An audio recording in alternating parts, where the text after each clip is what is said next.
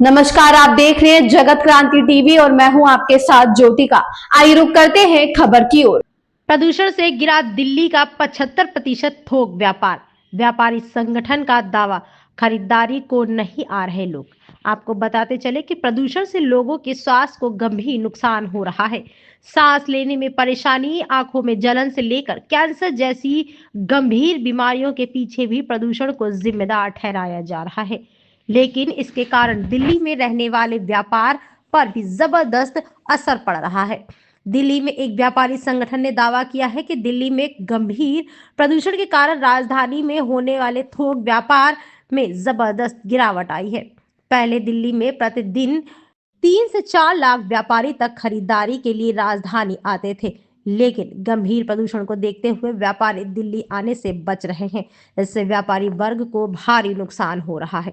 सरकार प्रदूषण को कम करने के लिए अलग अलग उपाय अपनाकर इस पर लगाम लगाने की कोशिश कर रही। सड़कों पर पानी का छिड़काव, लगातार चलने वाले जल वाष्प से छिड़काव, निर्माण और औद्योगिक गतिविधियों पर प्रतिबंध और स्कूल कार्यालयों को ऑनलाइन और वर्क फ्रॉम होम से जोड़कर लोगों को घर से बाहर निकलने से रोकने की कोशिश की जा रही है।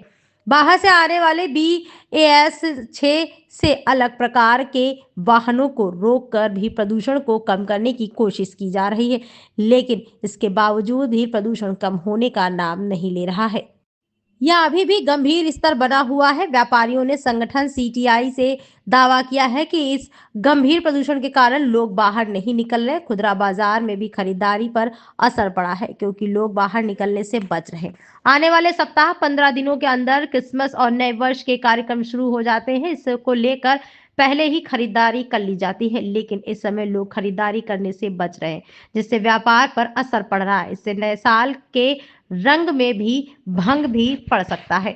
व्यापारी संगठन chamber of trade and industry chairman Brajesh Goyal ने ये इस पर चिंता जताई। उन्होंने कहा कि प्रदूषण से अकेले सरकार नहीं निपट पा रही है, लेकिन इसके लिए हर संभव उपाय करने चाहिए। उन्होंने कहा कि यदि सरकार चाहे तो बाजारों को खोलने के लिए समय में परिवर्तन कर व्यापारी प्रदूषण को कम करने में अपनी तरफ से योगदान दे सकते हैं। उन्होंने कहा कि सरकार को प्रदूषण को रोकने के विभिन्न उपाय अपनाकर इसमें नागरिकों का सहयोग लेना चाहिए, जिससे इस पर निर्णायक काम किया जा सके। पूरे देश से लाखों लोग नया साल मनाने के लिए दिल्ली पहुंचते हैं। इससे टोल बाजार, रेस्टोरेंट व्यापार की मदद मिलती है। आने वाले पर्यटक बाजारों में जाकर अपने लिए यादगार खरीदारी भी करते हैं। लेकिन यदि प्रदूषण की स्थिति इसी तरह गंभीर बनी रही तो इससे लोग दिल्ली आने से बचने की कोशिश कर सकते हैं। इससे भी दिल्ली के व्यापार को गंभीर नुकसान हो सकता है। इस खबर में बस इतना ही। बने रहिए जगत क्रांति टीवी के साथ।